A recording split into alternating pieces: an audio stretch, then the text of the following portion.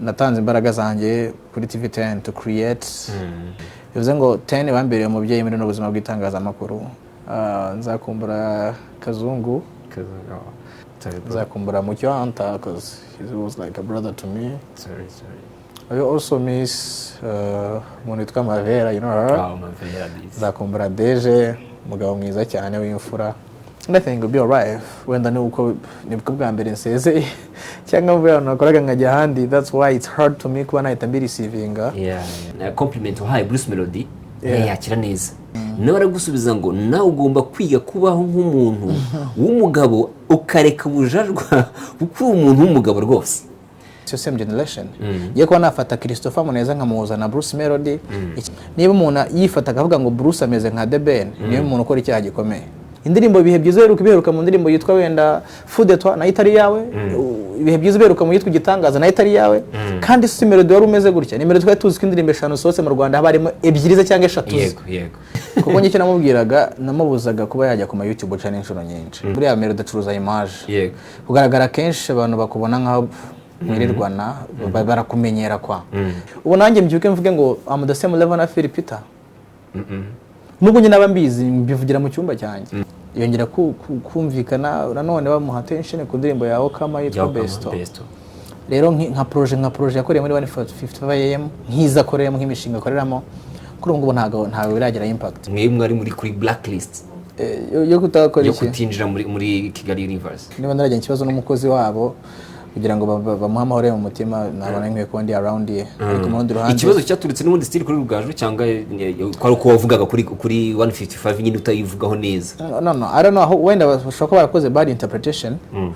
No, I swear ndaragira ukuri kw'Imana. Nta mafaranga coach ntabwo yagize gutya kanda kanyenyeri. Nta mafaranga Rugaju nzi, nta mafaranga coach Gael nzi, nta mafaranga ya Kenny nzi, nta mafaranga Bruce Melody nzi, nta ya Kenny Soul.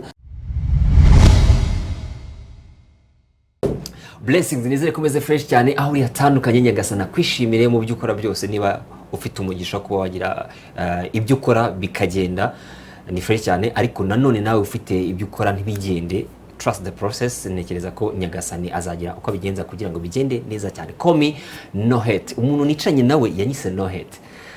Umuntu aza kumubwira ngo iryo zina risobanura uburiwe, araza kuza kubimbwira impamvu yanarengise kwanza. Hari njye nicanye numva mfite n'amatsiko kuvuga ngo why yatekereje kumwita No Hate. Ibyo nabyo turaza kuza kubiganiraho. Ntekereza ko aho uri hose niba warakoze subscribe kuri Leya Entertainment, Nyagasani akwishimiye cyane. Ariko nanone mpora nkwibutsa ko niba ukeneye gukina film, uri umukinnyi mwiza wa film cyangwa se wifuza kuba waba professional actor muri cinema, ushaka kutugana ku Igicumbi Cinema Center. Dukora hano imbere ya Merezi ya Downtown, umuntu amanuka asa nk'ujya muri Feruje zo ku Muhima, uhitubona ahantu handitse ngo Igicumbi Cinema Center, cyangwa se ugahamagara 0888 34 58 31 ubundi bakagufasha kugira ngo ube wagera ku Gicumbi Cinema Center. Iyi ni Leya Entertainment, ariko tugana n'abantu batandukanye kugira ngo tunamenye n'ubuzima bwabo. Tayikunda byibuka nubwo mise muvuga numwe mu bantu baje mu itangazamakuru n'abandi. Wow, I'm very proud bro. Yo, welcome bro. Thank you so much. Ikaze kuri Leya Entertainment. Murakoze cyane. Umeze neza? Meze neza ndashima Imana. It's my pleasure. Uvuge nk'umuntu wabyize. Ndavuga nk'umuntu wabyize. It's my pleasure kuba man. Nongeye guhura nawe ariko duhura kuri table, duhura mbere ya kamera kubera ko it's been a while kuba wakoraga kubera ko twarakoranye kundi ghostingwa na again. I'm happy. Njewe mbere yuko njya mu bindi bintu turibuze kuza kuvugaho, I'm very proud of you. Iyo mbodi kubona Tycoon ari gupopinga, iyo mbodi kubona Tycoon ari kwinjira bari wow, that's my boy. Thank you. Tani kabisanga ni fresh cyane. Njewe ndibuze kuza kubanza guhera kuri Tycoon. Man, uva muri Tanzania wari unanutse? Yeah, nari muto cyane. Man, ubura ryo iki bro? Munda ryo ibiryo. No ukurusiga yungana. Munda ryo ibiryo kabisa. Fresheri zaraje. God did. Kera rufite dread 3. None ndabona zariyongeye. Tycoon ava muri Tanzania yasese dread nsanga gufataho. Zanze gufataho ziba ari 3. Turamusere bati Tycoon dread zikure. None ndabona ziri gufata noneho. Ebana kabisa. Nagatoto kaje. Ndashima Imana. Ufite amafaranga. Nsikeye mfite amafaranga. Ngo wagize amafaranga ugiye buri cyo yakoresha. ndi umuntu wagize amafaranga nkamenya aho ndi buyashyire n'icyo ndi buyakoreshe. Ugeze mu mubiri nawe mu minsi imbere, mu minsi imbere turatangira kukubwira ngo turashaka yanda yacu. Sinabonye se bari kuzibagisha inda nagitwika cyane. Ariko ese iyo melody koko umuntu wabazi nk'iyo melody cyakora abantu barabaga. Ntacyo ndi buvuga umunyamategeko wanjye ataraza. So nishimiye ko ndi kumwe na Tycoon Ndahiro, ni umwe mu banyamakuru beza nzi. Hari n'igihe abantu buriya sometimes, reka mbivuge kano kantu mbivuge kuri kamera, nujya gutera comment ntuzahubuke. Hari impamvu mbivuze kandi muzamenya impamvu iki kintu nyivuze. Kura ushobora gutera comment uyibwira nk'umuntu utazi impamvu mu by'ukuri y'icyo kintu, kandi ugasanga wowe wateye comment warahubutse, ntabwo watekereje kugira ngo ujye kwandika icyo kintu. So Tycoon, tugiye kugana kuri entertainment, ntabwo turi bukore ikiganiro kirekire cyane, ariko none turaza kuza kurasa kunuza ku ntego. Reka mbanze mpere kuri career yawe y'itangazamakuru. So far imeze ite? So far career yanjye y'itangazamakuru imeze neza. Buriya mu Rwanda mu myaka yatambutse habagaho limitation y'abantu ku giti cyabo bakirimeta, kumva itangazamakuru yarikorera kuri televiziyo, radio gusa. Njyewe rero ndi umunyamahirwe kubera ko mfite aho radio, televiziyo, ariko ku ruhande nkaba mfite Instagram page, nkagira YouTube, bivuze ngo I can do more hanze ya studio za radio n'iza televiziyo. I'm growing day by day, uko naje sikomeze, hari thoughts na ideas ziyongereye kuri njyewe, analysis. Yeah, I'm good, I'm growing. Yeah, all is good. Yego. Uri umwe mu bantu basupportinga new talents cyangwa se impano nshyashya. Ugera mu itangazamakuru before yuko nyine uba Tycoon uyu munsi wiwe. Challenge warwanye nazo gute? Challenge mbere na mbere narinze ko nimvagamo ko ndi umuhanga. Ngende umuntu ukunda kwiganiriza, bara ndivugisha mostly niyo ndi mu cyumba mu nzira hatari abantu benshi. I talk to myself, yo my G, listen. Tycoon gutya na gutya. Rero mbere yuko nza mu itangazamakuru ndibwiye ndavuga bro, uri umuntu wa danger, uri umuntu urenze, you can do this. When challenge ba iyo ugeze kuri set abo hasanze buriya abantu bafite ukuntu bareba no ukuntu babona ibintu. Hari ibyo like batakwizera mu gihe cya nyacyo, cyangwa ukabona batinze kukumva, ariko numvaga anytime ubwo bazaba bashatse kunyumva bazanyumva nkuko navuze kandi bakambona nkuko nshaka ko bambona. Uza mu itangazamakuru wabaye nk'umuntu, reka mbyite uje gukora ibintu abantu bari gutinya, nkuko bivuze bitakiri ibyo kuvuga ngo limitation. Uza noneho sasa rwo kubita ababaza hano umuntu ahita ati Tycoon nanga yarengereye. Niba natinye no kuvuga ubundi iyo postinze nk'ikintu mpita njya kuri comment section comment, akenshi njya na commenting ku post yawe, ugasanga nk'umuntu yagututse kuko nyine yabonye wenda wavuze umuntu nabi. Mu buzima busanzwe abantu banzi ndi umwana mwiza mbere yuko ngera imbere ya kamera cyangwa mbona mikoro. Ndi humble, nca bugufi, ndasupportinga, ariko nanone nemeye kuba igitambo ku bw'ahazaza ha industry. Nkunda gutanga ingero nkavuga nti muri siporo baradusize ku buryo umuntu avuga ati muhajiri ibiro byariyongereye. Gute ujye gukina ibiro bingana gutya, gute iriya pass wayitanze kuri akandi uri kwitanga gutya, critique nyine ukaza umutoza amwirukane ntashoboye. Hari n'imyaka abaye myinshi agenda ave mu kigo cy'igihugu. Ni ibintu numva ko biri personal cyane kuruta ngiye ibyo mvuga. Navuze nti se niba uri siporo bivugwa bagahura bakaramukanya, kuki tutaganira imyidagaduro yacu ko tutabivuga? Twebwe ahubwo twumva ko hari umuntu ntagomba kuvuga. Yego. Ikindi ugahira mu Rwanda buriya niyo industry itagira amakuru menshi. Rero naraje kugira ngo mbi impamvu yo kugira ngo amakuru akorwe akreatinga bivuye mu mazina y'abahanzi. Once iyo abaye umuhanzi ugomba gucuruza ibintu bigera kuri 2 cyangwa 3: product, image na character. Ibintu ugomba guseringa abantu bakabivuga, wayeho bite lifestyle and stuff. Ubundi muri industry yacu ya entertainment niyo hantu honyine habamo hate ku buryo uvuga umuntu uri kumukritika ariko utamukritika nabi, aho kugira ngo akosore ibyo akora, ahubwo mukaba banzi. Ugasa iyo monde rero sasa urumva uyigezemo uri mushya.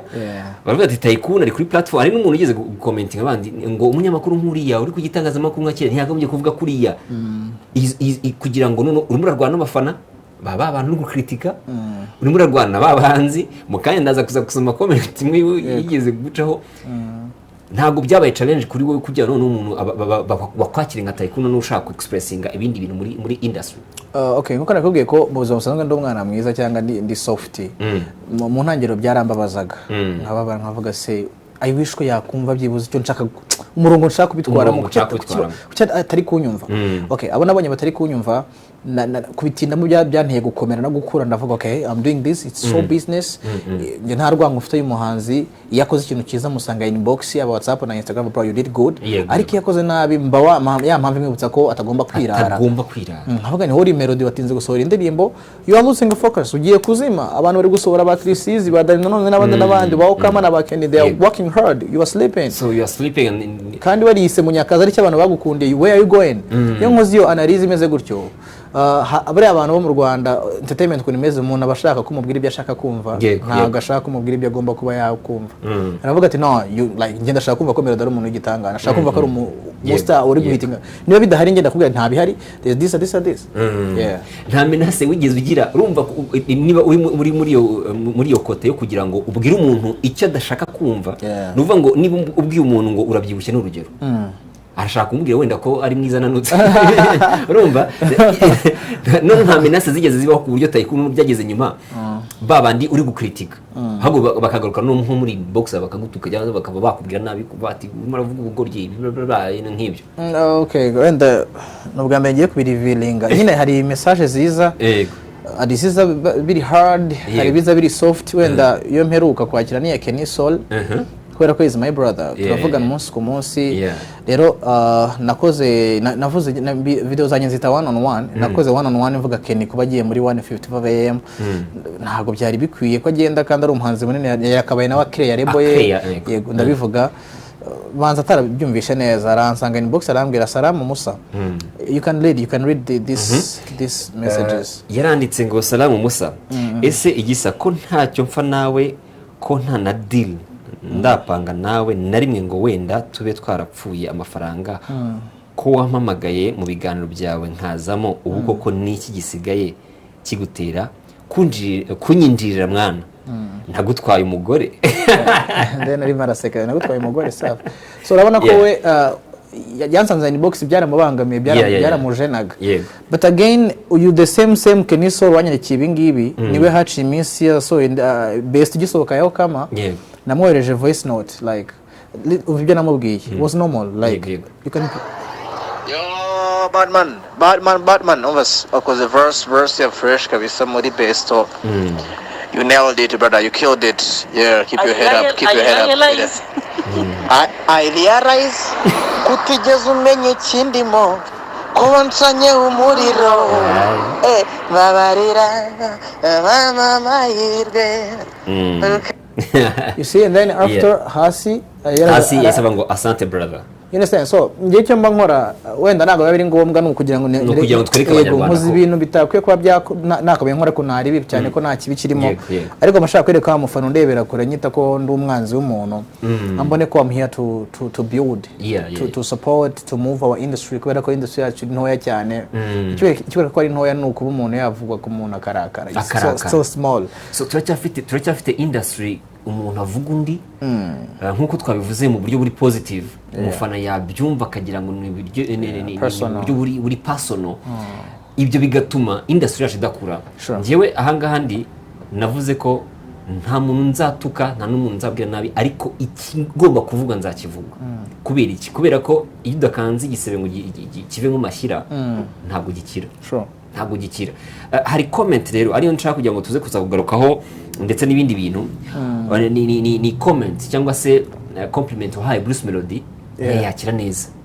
Ahubwo none nyuma yaho abantu batangira kumva ko ari menace urimo gukorera Bruce Melody bitewe n'iki na comment wamuherezaga. Ubwo ni waranditse ngo waramwandikiye inbox personally ngo brother ugomba kwiga kubaho like a star kuko uriwe nubwo ubyirengagiza.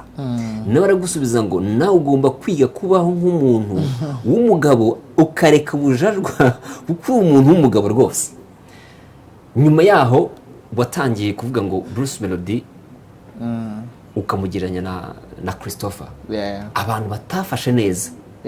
ana muri ya sanse nawe uvuga ngo ngenda ndakubwira ngo urakora ibi ngibi urukore n'ibi ngibi kuko turi muri industry entertainment tugomba kubikritika ariko abantu twe dukritika nabibone neza byarangiye abafana ba Bruce Melody bavuze ngo Tycoon nawe uzanye mu urwango kuba nafata Melody nkamugeranya na Christopher urumva umuhaye comment aragusubije na nyuma yaho nanone nigeze kumva Bruce Melody nabwo abigarukaho avuga uburyo nyine ngo yaguheze ngo iyo comment ariko abafana batangira kubibona nk'urwango noneho ntago ari urwango abantu bakurikira industry y'umuziki nyarwanda biroroshye kuba babirikodinga cyangwa babyibuka Guma Bruce Melody yatwaye Christopher wa kabiri yego you understand buriya Christopher agira album yitwa Ijuru Rito niba ntibeshye ariko Melody nta album agira tugiye kuri hit 1-on-1 hari abastar ndakagira indi n'indi bafite buri wese afite achievement kugira ariko ni generation same generation ye ko nafata Christopher Muneza nkamuza na Bruce Melody ikindi turareba comeback ya Christopher very soon afite ni Bido afite Mikasa Sokasa afite yitwa Pasadena akaza gahita agira yitwa Volley n'ibindi rero ngiye kuba nafata Melody na Christopher nkabagereranya ni nk'abafata it's normal ahubwo nge ndumva ndi mukuri cyane kubera ko niba umuntu yifata akavuga ngo Bruce ameze nka The Ben niyo umuntu ukora icyaha gikomeye kubera ko you know it kubera ko Ben na Meddy ni indi class y'abahanzi bari ku rundi rwego ariko abantu ntibatinya kuba comparing na Melody baga kabyivugira ati bara nabanebwe ndabaruta imagine that thing kuba ngena uravuze ngo umuntu ufata Bruce akamugeranya na Ben abakozi kosa irikomeye cyane gute n'abanzi babiri batandukanye yaba imyaka bamaze muri industry yaba impact bafite yaba ibintu bubatse buriya Ben we yubatse abakunzi Melody mujya kiri kushukura no kubaka abakunzi bafite abafana Melody ariko Ben yubatse abakunzi niryo tandukanye ngo Ben afite abakunzi mu gihe Bruce Melody afite abafana uzi kugira ngo umuntu ahinduke umukunzi ni process ndende yego rero yabashe kubikora umuntu usora indirimbo gake gushoboka kurereka ko gifite audience ngana kuri abakimufitiye inyota imeze kuri umuntu ufite indirimbo zijya kuri 15 gusa kuri YouTube bijyanye no ko yakoraga kuri place 1 zikajyaho hehe na hehe rero umuntu umeze nka gutyo ufite indirimbo collab na Diamond Platnumz afite n'indi mishinga minini ikomeye yagiye agaragaraho yagiye yaririmbye muri za UN bla bla bla rero nk'ifasha ukaba comparing like that numva ari bo bukoza amakosa cyane me comparing Christopher and Bruce Melody is very very correct kubera ko the same generation ku muntu ari kuza umuziki utazi umuziki buri abona gutinda umuntu gutinda gusohora indirimbo mu Rwanda dusinze gusohora indirimbo bagufata nk'uwazima yego ariko nge simbyemera yeah this how they take it but abanyarwanda buri hari imyumvire bafite ku muziki ariko nge ntemera ntabwo umuntu gutinda gusohora indirimbo bavuze ko umuntu yazimye niko babyumva abafana mwe niko mubyumva ariko mu by'umuziki nagwa nk'urugero Alpha Blondy umutume mu Rwanda akaza stade ntiyakuzura kubera iki hari legacy hari n'umuziki yubatse wenyine ari muri reka mbyite pause yo kusarura ibyo yabibye Bruce Melody uyu munsi arimo arubaka ibyo azasarura mu myaka 10 iri imbere cyangwa 5 cyangwa ingahe ari nabyo Ben ari gukora uyu munsi nkuko bivuze nabahanzi babiri batandukanye wabyanga wabyemera nabahanzi bose ariko Ben hari level ariho hari ni Melody ariho ikosa Melody yakoze nakita ngo ni ikosa rya communication na delivery ya message byatanga mu butumwa niba ufite fan base ngana gutya ufite abantu bagukunda bangana gutya ibikorwa ukora ni ibyabo mostly ntabwo bari ibyawe gusa kuko niyo mpamvu usora indirimbo bakazumva communication ya Bruce Melody ikintu cyabayeho ni Melody yamenyereje abantu gusohora indirimbo back to back naho izina rya Munyakazi ryaturutse yego turajya muri COVID-19 turasubira inyuma nk'imyaka ingahe yakoze indirimbo back to back za Hands Up akora Samoya Catherine a lot of stuff zarabaye binyafu n'ibindi za Buda n'izindi noneho iyo uko kwita hinduka akarekera gukora kandi igeze kwita abana banebwe if you can recall yisabana banebwe live bari abanega n'abanebwe yego wewe wisabana banebwe uri kujya mu mujyo wabo none nawe uri muratinda gusora kandi none twita umunebwe bize ngo ahangaho hari amanota yabuze already ariko no kuburi gushaka gusubira inyuma ukatinda gusohora indirimbo you didn't communicate to your people buri muntu wese azatekereza icyo ashaka kubera ko ntabwo ugize communicating you know what I'm talking about yego twakomeza uragiye ufite imishinga uri kurikodinga ufite ushaka gutegura ibintu byawe ariko ubikoze utabwiye audience ubikoze utabwiye abanyamakuru ubikoze utabwiye ubikoze gutyo bivuze ngo babandi bakurebera kure they will judge bijyanye n'icyo bari kubona nta muntu wahimbye kubera ko dukoze indirimbo zikaba 8 ntihabemo hiti indirimbo ibihe byiza biheruka mu ndirimbo yitwa wenda Fudetwa na itari yawe ibihe byiza biheruka mu yitwa Igitangaza na itari yawe kandi si melody wari umeze gutya ni melody twari tuzi ko indirimbo 5 sose mu Rwanda habarimo 2 cyangwa 3 yego no we don't see you bungiye mubwira ngo yazimye cyangwa usaba gukora n'injye umwanga cyangwa umubwira ko gihitinze kandi atari byo ni uri kumwanga I don't see any problem ngiye kuba nabwira melody ngo sore indirimbo ubona 155 hari icyo yakoze kuri melody kugira ngo ritme cyangwa se uburyohe bw'ibihangano yasohoraga bwaragabanutse niko bimera bya rebo zifite mostly mu Rwanda rebo nago zikora biri professional buriya rebo igendera ku by'umuhanzi izi rebo ziri international zigendera ku by'umuhanzi babwiye umuhanzi abwira rebo ati ndashaka gusohora indirimbo 3 muri kino cyumweru rebo igakikora ni ugushyiramo amafaranga bizeye ko azagaruka mu gihe rebo ibwira umuhanzi ngo sohora iki n'iki umuhanzi agendera munsi y'amategeko ya rebo rero sinzi ibyo rebo yaganiriye nawe ariko byanze bikunze n'iri ku bya affecta n'iri kubitera kubera ko niba umushoramari amubwira ati don't release any song ntabwo ari umuntu wigira inama ntabwo afite uko like that so I think ko ari cyo bakoze ari byo bakoze biri positive byiza twashimira ariko n'ibindi bangije ku ruhande rwa Bruce Melody kuko niba indirimbo nakita ngo ni career song cyangwa se indirimbo y'ibihe byose yitwa Catherine breakthrough yiwe muri East Africa n'ahandi yarayikoze nta management afite yagira management akaba adafite yikurikira Catherine still problem hari abavuze bati Tycoon kuba ari kwataka Bruce Melody amugereranya na Christopher egare yuko yatamiye atamiye iki ati bamutamitse urumva Tycoon yatangiye kwataka Christopher kubera ko wenda atari kumvikana na Melody nyine kumvikana mu mitekerereze kuba uri kunga ati you have to live like a star you have to behave like this Melody ntabyumve mukashaka kwatakana ukuva ati impamvu nuko Christopher wenda yagutamitse ariko Melody arakeka yarabyumvisha kuko njye namubwiraga namubuzaga kuba yajya ku YouTube channel inshuro nyinshi ko byaramaze kuba too much kuri za YouTube ese ubundi ni ikibazo kuba yajya gutanga ibiganiro ubundi iri image buriya Melody acuruza image yego kugaragara kenshi abantu bakubona nkaho mwirirwana barakumenyera kwa rero Melody byabaye byinshi ya image acuruza itangira kuba yakonsumingwa ku mpamvu zitari ngombwa kenshi gashoboka umuhanzi muhore mu bitaramo ajye kuri YouTube bya televiziyo afite umushinga ari kuganiraho basi ndetse na bamwe batangiye kumugeranya nk'umucomedian kuri YouTube bati ubundi wa mugani ko tubona ari umukomedie kurenza ko ari umuhanzi so izo comment nyinshi zagiye ziza yego naho ku ruhande rwa Ben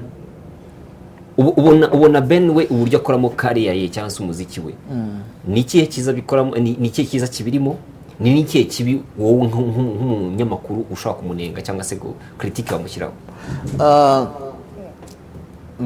ni buriya hari ibintu bitatu biba muri music ariko binaba mu itangazamakuru n'ubuzima busanzwe hari icyitwa character personality na change character ni ukuntu ugerageza kuba wabyiga bigakunda character muri filime hari baha character yo gukina ari umusazi cyangwa umusinzi ni character personality ni kwa kundi baravutse utahindura biva mu cyo bita ngo ni nature hari icyitwa nature na nature nature ni ibintu baravukanye nature ni kusanga isi meze aho ari no dukura character ku isi buri ku isi meze niyo duha character cyangwa twigira character iyo mvuze kuri The Ben mvuga ko hari umuco introduction y'uburyo yabikozemo n'igihe yazi abahanzi uburyo introducinzemo ntabwo yigeze ahinduka yayihoza ari wa wundi consistency nyine ni umurongo ugenda gutya nyine uburyo sohoramo ibihangano bye ni umuntu mara meza ngahe turabizi ko atinda we na Meddy turabazi ko uko babyubatse ibintu niko batumenyereje niko twabamenyereje ahantu tinyera ko bino bintu ari byo cyangwa barubatse ibintu bikomeye ni gute umuntu indirimbo heruka yitwa ni Forever igihe mbere ya ni Forever nta ndirimbo yari afite ariko yahoraga mu bitangazamakuru why answer the question why nuko nyine hari uburyo nyine yubatse icyo kintu he's a star he's a big person nyine kumuvuga you understand we nta ndirimbo yasohora ko ari muri headlines nutamuvugira indirimbo yasohora muvugira we na Pamela yego so they not to create stories no this how stars do they create they sell bagurisha ubuzima bwabo arambara umwenda utari mwiza bikaba inkuru uyambaye nabi telefone irabura mu Burundi byose bigahagarara ubukwe bwari bugiye kuba abantu bakabwibagirwa this how stars do telefone gusa ikaba inkuru the band yarize it's a story yakoze iki it's a story rero ngiye ku kibazo cya Ben kubera ko nta impact biramugeraho aracyabona ibitaramo muri BAL aracyaririzinga akabona miliyoni zingahe, abantu baracyamukunze, baracyamufite urukundo, arabona ibitaramo muri za Uganda, abonye inshuro agiye muri za Uganda na stuff. Yego. Ikindi yakoze indirimbo imeze nka waye,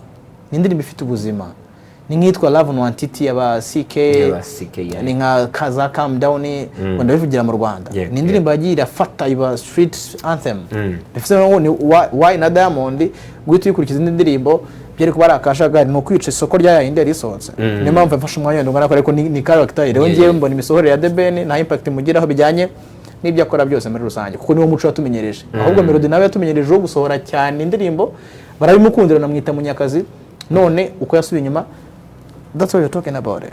Ubona hakenewe ko Bruce Melody na Ben bashobora gukora indirimbo nk'uko n'ubundi bari barabitangiye, Melody akavuga ko yamurutishije game. Ntago ari impuhwe, ntago umuntu ugomba kugira undi impuhwe kugira ngo bagaragaze ko biyunza bibyereka abafana. If there is a reason yo kuba bakora indirimbo bazayikora, ariko atari pressure kugira bereka abantu ko there is a reconciliation ko biyunze. Ntago ari itsinda, this is not a duo. Uretse afite ubuzima bwe, afite n'ibyo n'ubuguna settings. Ni haba hari reason yo kuba bahurira mu ndirimbo izabaho, yaba ya campaign, yaba iyo bishyuye, yaba and stuff. There's like I don't see rero ko bagomba kuba bakora indirimbo kugira proving abantu ko they are good.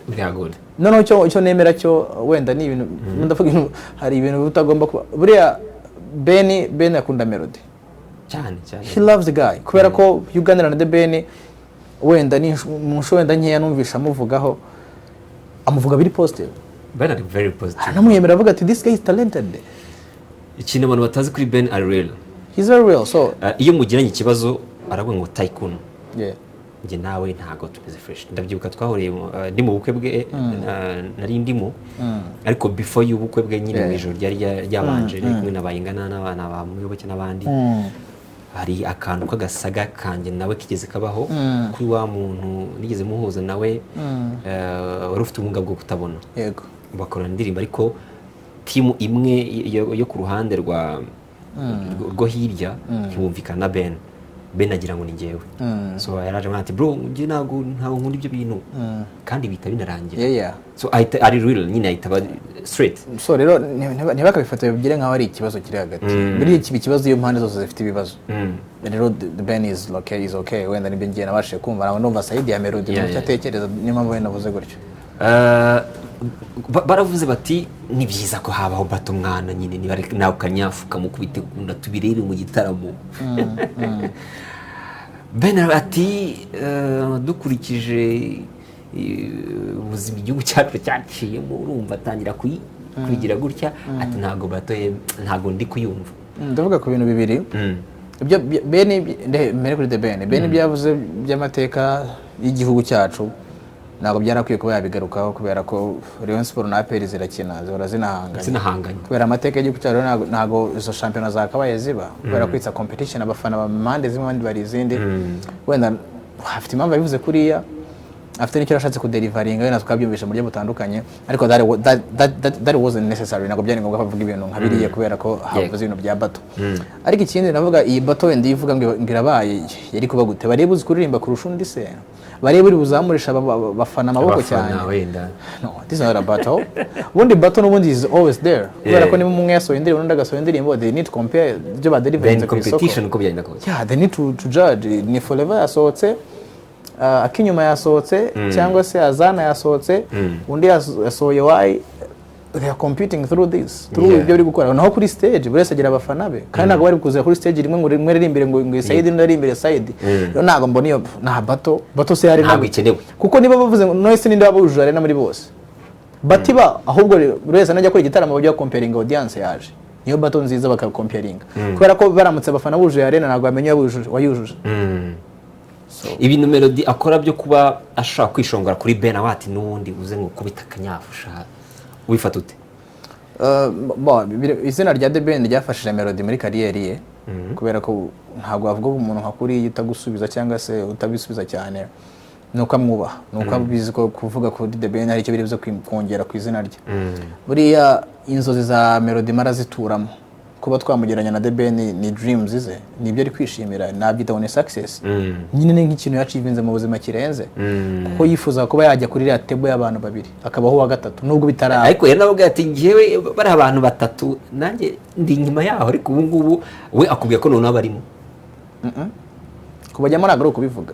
kuri wowe ubona muri bariya babiri ntawe urajyamo? Yewe na Christopher wawe ntabwo arajyamo? Ntabwo ari uwanjye. Bro listen, iyo tuvuga abantu bakoze bro tujye tureka bro, come on man, tujye dutanga ntitugafata ibintu bidahari ngo ubu nanjye mbyuke mvuge ngo am the same level na Phil Peter. Nubwo nyine naba mbizi mbivugira mu cyumba cyanjye avuga ya uriya munega ndamurusha wenda technique delivery buryo asomamo inkuru n'uburyo abivuga n'uburyo asobanura ndamurusha analysis mu cyumba cyanjye. Ariko kandi go in camera mvuge ngo ndusha umuntu abantu bihebeye bamubonye aza n'umusaza n'umurinzi ndabimaze n'igihe. We don't need to say this. Akweri respect uyu muntu akoze ibi n'ibi. Hari ikintu ngiye najya numva mu Rwanda Tycoon ugasanga umuntu n'urugero nyine yagutanze muri kariyeri.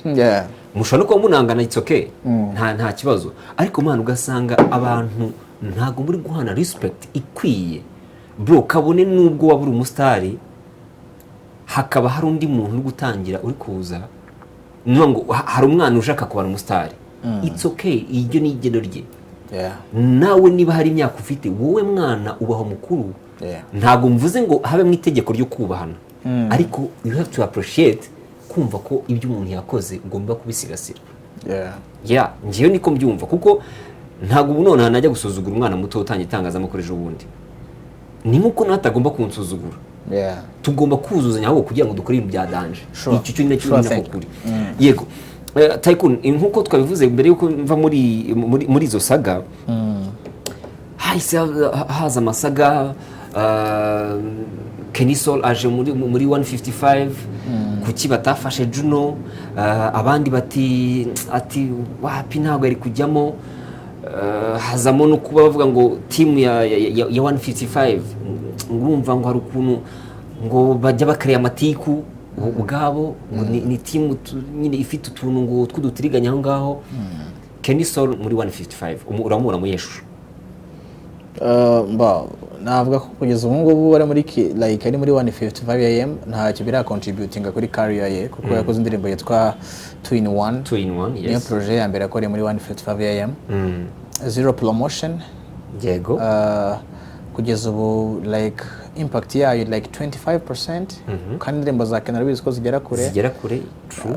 Numbers in terms of viewership low numbers, aho tinyira kugira ngo tube turi kubona Kenny Soul shining byakunze ku ndirimbo yitwa Molomita ya Gadi ari kumwe na Nerengabo. Yongera kumvikana nanone bamuha attention ku ndirimbo ya Okama yitwa Besto. Rero nka project yakoreye muri 155 AM nkiza koreyemo nk'imishinga koreramo kuri ngo ntago biragira impact. Mbyumvise neza Kenny Soul muri 155 ntacyo baramumarira. Kugeza ubu ntacyo baramumarira kubera ko business ways ndi umuntu wo muri 155 yemezo kuba ndimo, ntago no gukora introduction ya Kenny kuriya ngo mvuge ngo tukamusinyisha ari uko yambaye chain ya 155 AM cyangwa se ari uko abantu babinoganuza. Fata Kenny ko ntago byabatunguye bajya gukorana bari babize. Yego. Bigira ibanga rikomeye, agenda recording EP indirimbo 6 ayibika irangire, akoreho nka video nk'eshatu azibike zirangire. Introduction yayo habe ikintu cyitwa listening party. Hamagara abanyamakuru batumira abantu ba invitation. Abastari bakomeye babumvisha izo ndirimbo bakoze igihe bari bamaze bazikora. Ibyo bifasha gupushinga projects cyangwa se ama project ya pushinga. Kubera ko ni business barimo, none izo ndirimbo baziselling babone impact y'ibyo bintu. Bivuze ngo kuri kote ya promotion na marketing byarapfuye. Zero barayifite ntago bamulauncinze nk'izina rikomeye kubera ko Kenny ni umuntu munini uramulauncinga hamagara abanyamakuru bigasakuzwa bikandikwa press conference ya Kenny haza abantu performing listening particular aho ngaho aze afite icyo twara ku isoko kuza ufite 2 in 1 bakuzi kuvuye muri rebe ikomeye. Yego. Zero cyangwa se please nayo izari visualize. Visualize kuko ufata wenda ubundi niyo bidakunda sana byo za collab strong zana indirimbo yawe fata Roskana fata Melody fata bande. Kenny Soul tumuzi nk'umuhanzi wa Danger yakoranye n'aba Harmonize yakoranye n'abandi n'abandi bivuze ngo Kenny Soul ni brand ya Danger. He's a big person. Then agiye handi hantu harimo amafaranga. Bivuze ngo mwakagombye kuba mugiye kurema Kenny Soul utandukanye na Kenny Soul tuzi. Rega nawe ari kubaha amafaranga ipisohoka bari gucuruza bakabona ibintu ku buryo bwihuse. Kuko Kenny Soul ubu nonaha niba arabashe kwa approachinga Harmonize bagakora one more time bakakura nyine agakora indirimbo za Danger mu gihugu. Dukeneye kubona Kenny Soul no urenze urwego ariho uyu munsi akava mu Rwanda akajya international. yeah biza ntarirarenga birashoboka kubera ko ntago bigeze bataminetinga contract ariko nanone niba sinzi wenda umuntu usinzwe ibintu bya promotion no kwita kuri label ari we kubera ko ngewe ndebye nihuta ndabona coach Gaël arahuze he's busy afite Kigali Universe umushinga munini cyane ndaza ko turaza kuzivuga ko bayigosoyemo nta muntu wayisoyemo ni worldwide ni umushinga munini w'igihugu abanyamahanga baraje afite kuba ni CEO agomba kuba yarebera ibyo bintu akavuga hateguye ibi kwifatanya na Rebo kandi nayikeneye umwanya niyo mpamvu ibintu akeneye kuba yakora team akongeramo abantu abashinzwe media abashinzwe creation abashinzwe creativity abashinzwe promotion abashinzwe kumenya ngo ibi byakozwe akamenya aga challenge kagiye wakajya yakira reports zavuye mu mishinga afite we ari on top ugomba kwakira need to be in the office ibyakozwe byagenze gutya nangutya tujye gushutinga Nigeria turashaka bije gutya okay kuko twabonye korabini tudirinyirana ariko ntago ari umwanya wa Kigali Universe umushinga munini nakita ngo ni mushinga ufite impact mu Rwanda no hanze yarwo kuko ukeneye umwanya mwinshi kandi na 155 AM ukeneye umwanya mwinshi no he can't stay in between ngo yigabanye 50-50 byanze bikunze harazashyira umwanya munini kandi nahandi bamukeneye wenda bigateza ikibazo abavuga ko coach Gaël akunda ifoto nawe ari mu bantu bashaka kwifotoza kugira ngo nyine abe big brand nyine udakunda ifoto namuntu udakunda ifoto bijyanye n'ibintu ari gutegura akeneye ifoto kubera ko n'umushoramari akeneye ifoto kubera ko image ye nayo izacuruza cyangwa iracuruza kuba ari CEO w'ahantu runaka kuba ari afite n'izina rikomeye abantu be baramumenya kandi na postinga kuri Instagram yabaye nini agapostinga igikorwa cy'abantu bazakiyoboka kuba yakora ifoto kanayikunda ahubwo we need to be happy for that kubera ko n'umuntu uri kuza muri entertainment uri ufite maraso mashya utifunga utikomeza buriya aramuka ati ifoto zabajya bavuga ngo rifunga cyangwa ngo aribana yakuba bikora nabyo ngo akunda ifoto everybody loves a picture ariko none picture ifite impact kandi mbona ajya muri mwifoto zifite impact buri gihe ko ntabwo ndabona rimwe na yaka just for example yego saga biravutse ku mbuga nkoranyambaga Tycoon mbere ko njya muri kariya n'ubundi itangazamakuru Tycoon aba yumvikanye ari kumwe na Rugaju ariko bashyamiranye bati bro ntago wagomye kugira gutya baragutamitse none utangiye kugira gutya none utangiye kugira gutya abafana ba Rugaju ati Tycoon no akoza amabara agiye muri sport atangiye kwatakana n'abandi bantu iri yasaga byaje bitubundi no sinzi niba ari impamvu yo kuba wenda twabisubiramo details no kugira abantu baze kuza kumva ibyabyo ariko tunamenye noneho n'irengero ryabyo ariko barabyumvisha ariko ari n'umuntu wavuze ati Tycoon yemeye cyasabye imbabazi okay ese bitwaye iki gusaba imbabazi imbabazi urumva ari ubugwari narasabye gusaba imbabazi oya ubundi umugabo n'uwisubiraho buriya baravuga ngo ubugabo utisubiraho ngo byarubuka ariko bajya sinzi rero inyito uko babyita gusaba imbabazi babyita kwiyunga babyita impande zombi kwegerana babyita ubwumvikane any name babiha nuko ariko ari reconciliation nuko wongeye kubaho ubuzima na good energy between us inzira zose byaba byaraciyemo uko byaba byaragenze kose hari abantu bavuga ati Tycoon yagombye kuba Rugaju nawe ukavuga uti mu bundi mwakoze ibiki bituma tububa okay wenda ntabwo ngiye gusubiriza wenda ko bavugiye kuri Rugaju cyane ko ibyo nyina Rugaju byararangiye ahubwo ndabivugira ku bantu bavuga ngo umuntu ni munini ni mukuru agomba kujya yubahwa ngo afite experience n'ibiki ni ibintu nge nihimbiye n'umugani nahimbye mvuga ngo n'abasazi barasaza bishatse kuvuga ko n'umuntu mukuru yakosa yego n'umuntu yakosa nyine arasaza ariko agasaza adafite ubwenge birashoboka kubera ko wenda dusubiye mu mateka y'igihugu cyacu jenoside yakorewe abatutsi 1994 hari abantu nakita ko bari ababyeyi babwiraga abana kwica abatutsi ati turiya muteme n'inzoka uriya nawe urose umuntu yari afite ubwenge uwo muntu yarakuze ariko yari mukuru nyine agahamagara umwana gukora ikintu kitari cyiza wenda nubwo nazi urwo rugero wenda ariko nyine urugero bitari bwumvikana ko n'umuntu mukuru yakosa cyangwa yagira ibyaha back in the entertainment stuffs n'umuntu mukuru yagara ibintu abatazi hari umuntu ubwira ngo EP ni iki ntamenye icyo ari cyo listening part ntabwo abizi hari abatazi ngo EP igira indirimbo zingahe ese iminota ya EP bari ese iyo bavuze drill arabya understanding nk'uko bya understanding so like kubaho rero yakora ikosa birashoboka cyane kandi nanjye ndi mukuru ndi hejuru y'imyaka 18 so what do you mean so no byaba ikibazo n'imyaka 5 bwiye umupapa ngo no man I'm old too njye ndi mukuru ahubwo gire interview irimo n'iy'imyaka gusa ndetse n'abantu bakuru ndusha iterambere hari abantu ndusha iterambere ntabwo kareza ko kabibutse they need to know it kuko niba bivuze ko ubukuru ari bwo gukira bra hari abantu bagomba uzi grammaire wagikunda ibintu bagezeho niba nyine imyaka ari bwo gutera imbere cyangwa kumenya ubwenge so rero of course ugomba kubaha umuntu ariko ntabwo ngomba kukubahira kuri table yo kuganiriraho tuganira imyidagaduro twese turimo byaba ari igitugu ahubwo ubuzima busanzwe twawenda kuramutsa wambwiye serivisi ngo ufashe mu buzima busanzwe birakunda ariko ngiye kubavuga ngo ukunda melody cyangwa kama facts za melody nkumva sizonye nagusubira now you are lying no stop there ngiye can do that kubera ko tukora ibintu bidutuza twese turahembwa kandi buri wese afite opinion rights yo kuba yavuga okay ariko amakuru ufite yo muri Kigali Universe ndetse na video nabonyeho kuntu nabibonye hese aba bounce bagutereye ati ntabwo ngomba kuba uri mu hano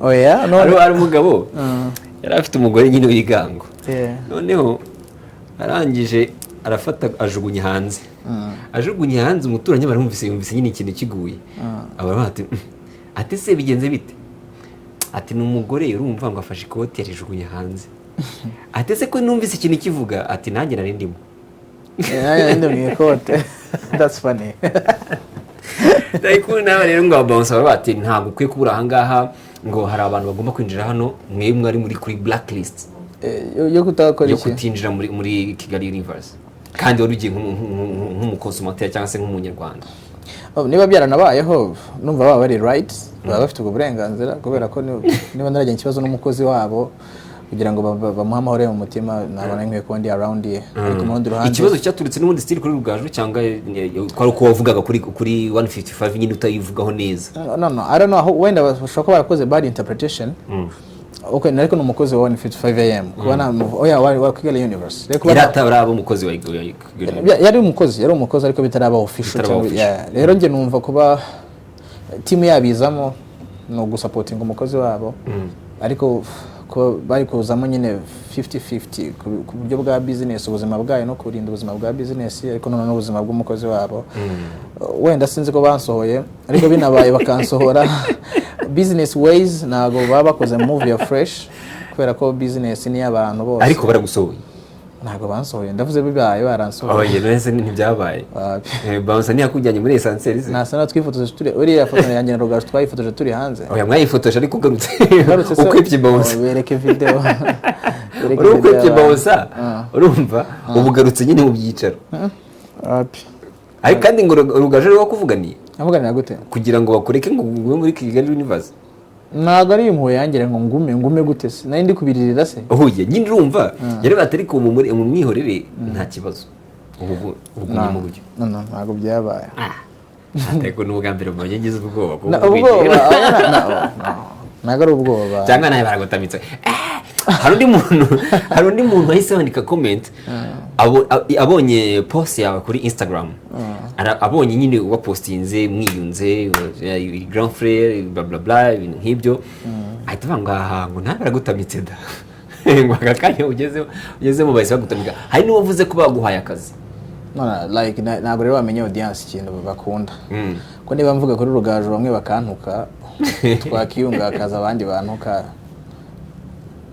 so no bigende bite nakubeshye nkurikije post wakoze baragutamitse banamye gute baguhaye hari ukuntu amafaranga aravuga n'amafaranga bampaye ahubwo bari I wish ko nago byakunda ko Rugaju agenda ahora n'umuntu umwe kuri umwe mu Rwanda rwose abantu benshi ariko that guy is very amazing he's amazing mentally strong n'umuntu afite ubwenge like n'umuntu ni umuntu arakijijwe arakora cyane ari talented navuga n'amagambo asubizamo umuntu ubugingo like cyangwa ubuzima kwa so he's a good guy nabandi Claudio kuba naraganira cyane aganira nawe ikindi he's a big brother to me ariko ndi kumwubahira wenda kubera ko ndushimya no kunushimya ku buzima busanzwe rero ngiye kuba nakiyunga na Rugaju cyangwa twavugana hari abantu bafite izo zo guhura na Rugaju bafite dreaming guhura na Rugaju yeah. twebwe ahubwo ntabwo tuzi ku appreciating our very own nabibonye bwo Iva Bravan yitabaga Imana ubwo twatangiye twumva gusakarira renze agaciro babantu usko gusakarira renze bro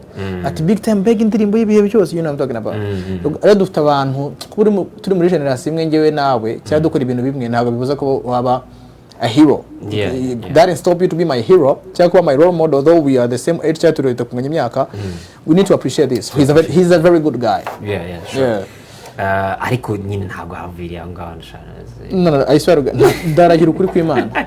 Ntagomba ku mafaranga bago. Ndarahira ukuri kw'Imana nta mafaranga. Coach ntabwo yagize gutya kanda akanyenyeri. Nta mafaranga Rugaju nzi, nta mafaranga ya Coach Gael nzi, nta mafaranga ya Kenny nzi, nta mafaranga ya Kevin nzi, nta mafaranga ya Bruce Melody nzi, nta ya Kenny Soul, nta ya Element nzi.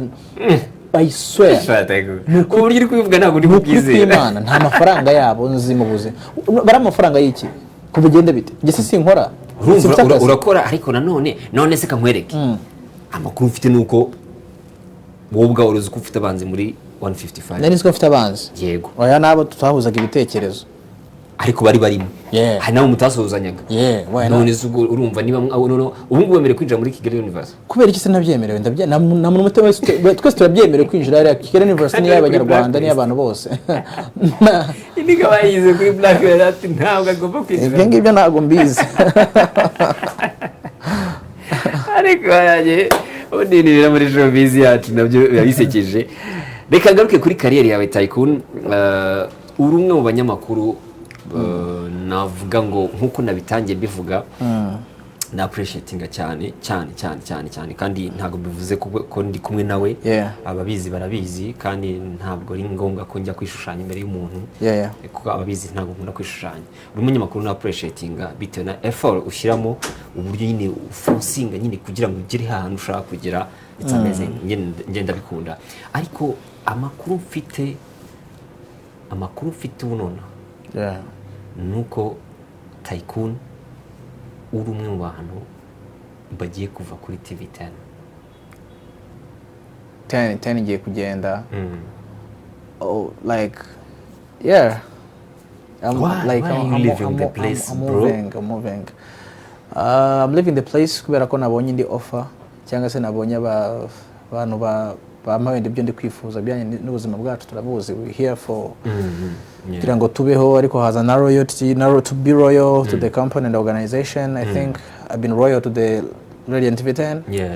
Natanze imbaraga zanjye kuri TV10 to create nakoraga ibintu byinshi 10 nakoraga muri sport contributing n'ibindi bintu byinshi bivuze ngo 10 bambereye umubyeyi muri n'ubuzima bw'itangazamakuru n'abantu bambere banyizeye bamaye amahirwe yo kubona kontra bwa mbere mu buzima umuntu kwizera n'ahandi hantu wakoze n'umuntu ukomeye cyane so I love Radiant TV10 nzanakomeza mbikunde. These are my parents.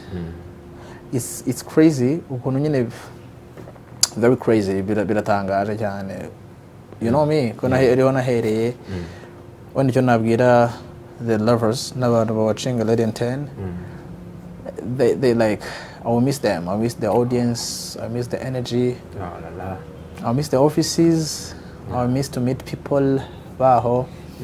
Ariko abi trying kujya mbasure n'ibiki bambere umuryango mwiza byageze kuri level ubwo nari maze kumera nk'umwana nago niyumvaga ngo ndi muri company naho niyumvaga ngo ndi ku kazi numvaga ndi mu rugo kuko n'amakosa aberaga mu kazi baramamagaraga muri office nkabwira umwana Tycoon do this and this kuza ko ama human ariko I think imyaka iranyemera ku movinga barandeze ndakuze noneho ubu ngoma kuba na facing izindi challenges cyangwa nahora n'ibindi bintu ku ruhande nkaba strong wenda asanga nubwo hari abamura nk'umunyamakuru mwiza ari uko wenda hari abangiriraga impuhwe n'urugero let's say so ashaka kujya kugerageza ahandi hantu hatari abantu turi connected biri direct ndebe if I can do the same cyangwa se naba mwiza kuruta uko nari imeze kuri 10 and I promise ko aho ngiye kujya be delivering a lot of stuffs ibintu byiza cyane bagiye kumbona Tycoon wanyawe bagiye kumbona like a Tycoon who been dreaming to be myself.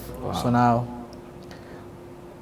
nzakumbura 10 man urimo uravuga muri akazenga mu maso ndabona umeze nk'umuntu ufite ikiniga ufite ibintu cyangwa se ikintu azakumbura muri 10 ufite urasa n'umuntu ufite ibintu byinshi muri wowe uzakumbura iki cyane muri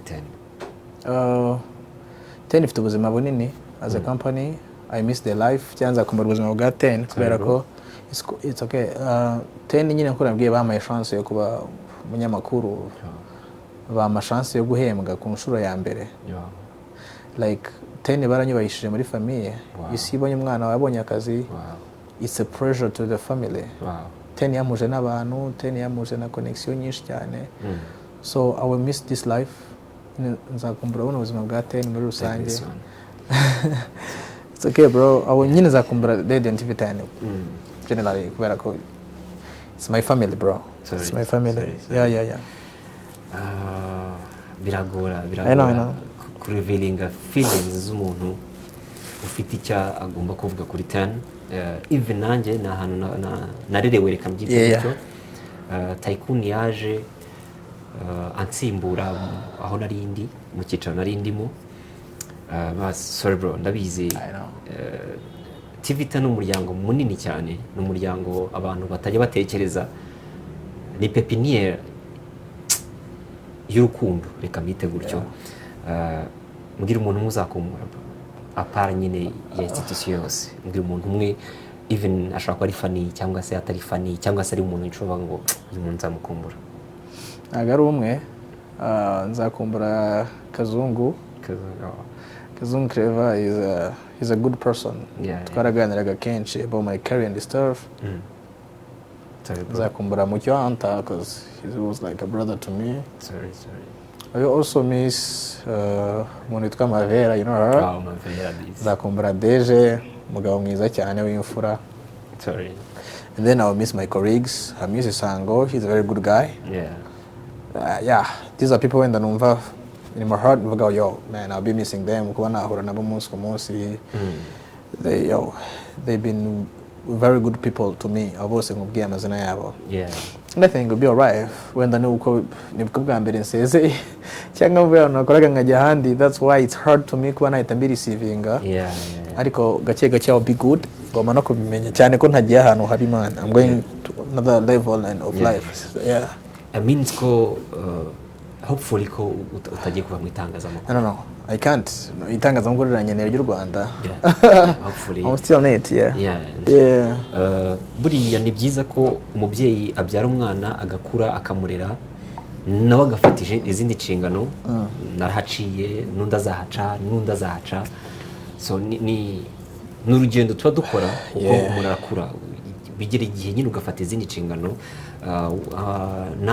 Nakwifuriza all the best. I wish you all the best muri career yawe ndetse n'urugendo rwawe rwose uko nyine uzabaho. We have been a good brother to me. By the way, thank you so much. Niwe muntu wa mbere wanyigishije ku editing. Niyo mpamvu nakwise no hate. I mean nyine nabonaga ukuntu ufasha abantu, ukuntu supportinga, ufite ibintu byawe byo ku editinga, ufite ibintu byinshi byo gukora ariko nyuma y'inshingano nyinshi ufite ukamfata nk'umupetit frère wawe. Iyi nabaga ndikurira byananiye mvuga yo bro byagoranye masaha arageze. N'abakoligi mamukorana batagufata nk'umuntu mushyashya nk'umupeta ariko wowe wamfata nka petit frère wawe unyigisha ku editinga, unyigisha iboro byinshi cyane. Nyuma yo kuva yari twakomeje kuvugana ibibazo bimwe na bimwe bikubwira mbya yo bro calm down, you'll be alright. Sinzi impamvu abantu bameze nkamwe. I don't know, sinzi niba neza ugire uyikugarukira cyangwa uyisubizwa ariko mostly bavuga ko abantu bagira neza cyane bakunda kubabazwa. I don't know why, but you're a good person. Keep that character. Imana iguteza imbere. Uri umuntu w'igitangaza cyane. Warankunze unyizereramo n'akazi nabonye. It's because of you kubera ko wari wampaye interview icyo gihe. Naje wampaye interview muri Tanzania mpura no wampaye akazi icyo gihe. That was because of you. Rero inzira yose urimo nyuzemo nyigiramo umugisha. Uhura nawe byambere umugisha kandi I still need in my circle. You are a big person. May God bless you. May God bless you. You're so amazing. You're so good, Man, urumva ari ibintu umuntu akubwira nk'ibintu utawumvugize emotion. I got you, bro. Ntabwo ngira neza kugira ngo nzayiturwe. Ngira neza kuko nkeneye kubona isari nziza. Hari umuntu nyine bigira akabura nk'ibintu avuga ariko warakoze kunyita no hate. Icyo nicyo kintu nakubwira. Warakoze kuba waranyise no hate kuko hari undi muntu namenye muri njyewe ntarinzi. Ntabwo ari nzi nyine igisobanuro nyine cyanjye. Ariko ukimara kunyita no hate umuntu rero yinsobanura n'abandi bro ariko sometimes turi ku isi kugira ngo tubane, ntabwo turi ku isi kugira ngo tubabaze abandi cyangwa se tubigire bitangaza. Turi ku isi kugira ngo intambwe yawe ntere mu ntambwe yawe cyangwa se utere mu ntambwe yanjye kugira ngo twese tugere ahantu heza. So njyewe muri personally iyo mfashije umuntu nkabona ageze ahandi hantu biranshimisha kuko iyo nkubonye hari n'abandi bantu bari muri media iyo mbabonye bari ahandi hantu I say numva nyine ndi proud, numva biranshimishije. So warakoze nawe kuba warapopinze cyangwa se warafightinze kugira ngo za ntambwe uziteremo fresh. Ni sawa cyane. Hari igihe nyine wumva kumva nta bintu byinshi mani, hari igihe umuntu akubwira igihe nigeze kugira anniversaire abantu baraza bakajya bambwira ibintu man I was like bagiye muri kuvuga cyane ntabwo hari abantu baba batabizi ko hari abantu bameze nk'amwe.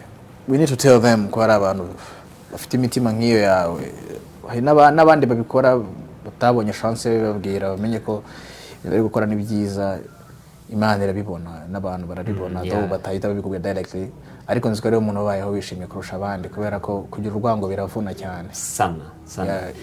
Njyewe iyo umuntu agize urwango, iyo umuntu angirira urwango asigara rufite umutwaro kuko njyewe numva nyine muri njyewe ndi no hate, numva niyo nagira n'umuntu ikibazo nshaka uburyo tugikemura, byakwanga we nyine hari imitekerereze tuba tudahuje akagenda. Bro wakoze cyane kuba waje mu kiganiro. Ntekereza ko twaganire ariko ntabwo nasuza ntakubaje kuri kariyeri yawe ya comedy.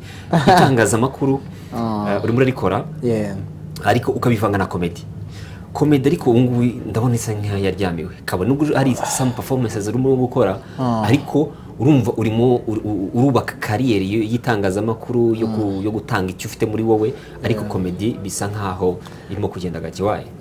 Why? Because nakoraga najyaga performinga muri Jens comedy ya Fally Merci. Wenda mostly abantu babonaga kundi active cyangwa se bakora kuri a big platform. Rero nyuma yuko navuga ngo nashwanye cyangwa tutameranye neza nge nawe I can't perform there. Now I can't perform ku muntu mutari guhuza energy, mutari connecting. Bivuze ngo ntago muranye neza. We are not okay, me and him. Though we talk, we chat. I can't make a call muhamagara. No. Why? He can't make a call muhamagara. What happened? Okay, cyabaye nge nago ndi indyarya. Ngiye nkunda kuvuga ibintu uko bimeze cyangwa byabaye. Yego. Fally Merci twamufashaga turi abanyarwenya batangiranye nayo benshi. Yego. Jewe ba Freddy ba Joshua ba Rusine n'abandi agikorera hari haruguru kuri Art Rwanda tukagenda ku buntu utatwishyura nta mafaranga duha abyita natwe tubyita support kuko twamufasha kavana akagera ahandi. Even ranimuka ajya Mundi Center yaduhaga amafaranga. Ko yaramaze kuba big, yarabaye amafaranga ariko atari menshi. Byari bikiri still support ariko aguha wenda nk'aga facilitation nyine. Just like nyine kumanga ni appreciation. Mufasha mu bigo concert yageraga mu bigo ma performances mu bigo by'amashuri, twagiye za Musanze, twagiye ku bigo bitandukanye hamwe nkabi hostinga mbimukorera mu izina rye tubikora kugira ngo bigire. Ariko ngewe kubera ko nago I wasn't a beggar, nago nari umuntu usabiriza, nanubwo nashaka amafaranga, nashaka ya good connection, na ya respect nk'umuntu wagufashe kubaka ibintu. Imana aje kumu blessing kubera ko afite project nziza abantu barabikunda. Ajya Camp Kigali, nk'umuntu wagiye muri Camp Kigali yakoze 2 years anniversary. Yego. Yagombaga ku-including abana bamufashe umwana avuke, umwana ari gucelebrate kugira ngo avukana naho agiye bamufasha kugira ngo atangiye guhamagara abanyarwenya ba Joshua na ba Fred nyuma yo kumva muri Rwanda ko hari abanyarwenya batishimye bijyanye na treatment yabahaye. Yego. Uri kumva bivuze kuva yageze muri Camp Kigali yakomeje gukoresha aba petit gusa, twebwe amera nkaho we not like baba batangiranye babana amera nkaho twe twamusapotinze cyangwa bamusapotingaga, ntago badukeneye muri project cyane. Yamaze gukora abanyarwenya, ntagifite ikibazo cyo kuba performinga. Yewe nabo yakoze bamaze kugiramo amazina meza byo bazana abantu. He didn't communicate to us, avuga ati bigenda cyane gutya duhure nk'abavandimwe le do this and this.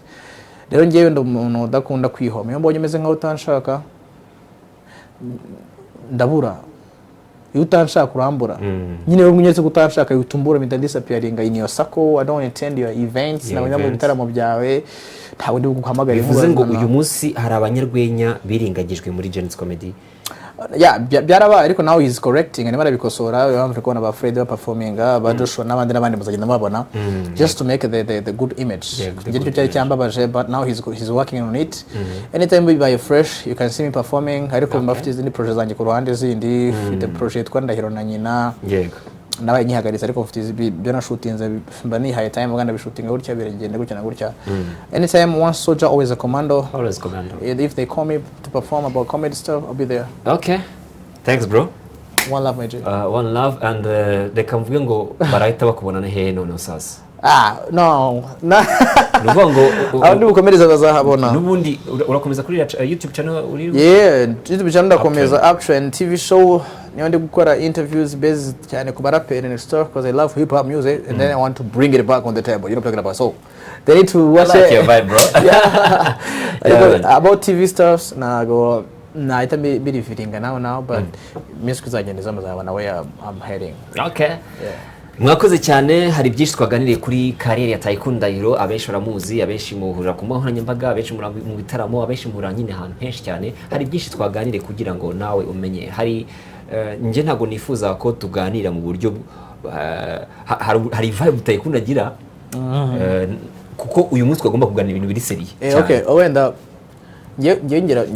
ngira amasura menshi ngukorera muri aya masura menshi mfite nkaguye iyo nshaka kuguha. Ibyo nkora byose nibyo mba nahisemo kubahereza.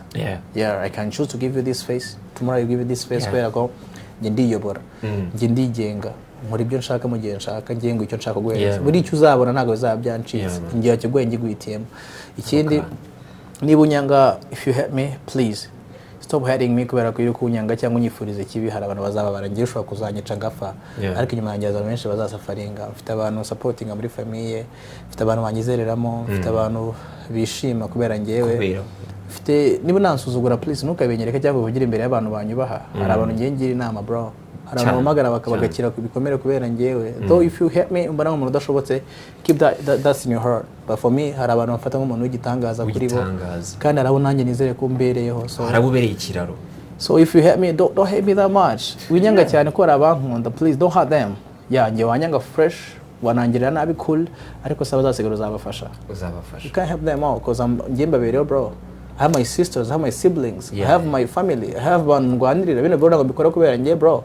Numuryango navutsemo no nzashaka kugira. Don't push me winjugunya mu ngabo man. If you kill me barabaho gute bro?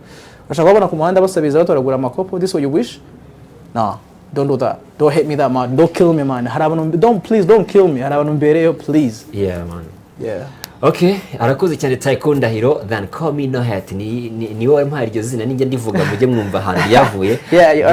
Yeah, Munyagasana bishimire abantu mwese mwakoze subscribe kuri Daya Entertainment. Ndabashimira cyane by'umwihariko, ariko no mugende mukurikire Tycoon Ndahiro kuri Uptrend TV show. Ubundi mu bana mu biganiro njye nakagaruka. Ikindi nkwibutse ko nibushaka kuba wakwiga ibintu bijyanye na cinema, Igicumbi Cinema Center dukorera hano imbere ya station Merezi yo ku Muhima. Ushaka kuduhamagara kuri 0788 34 58 31. Then God bless you aho muri mwese. See you.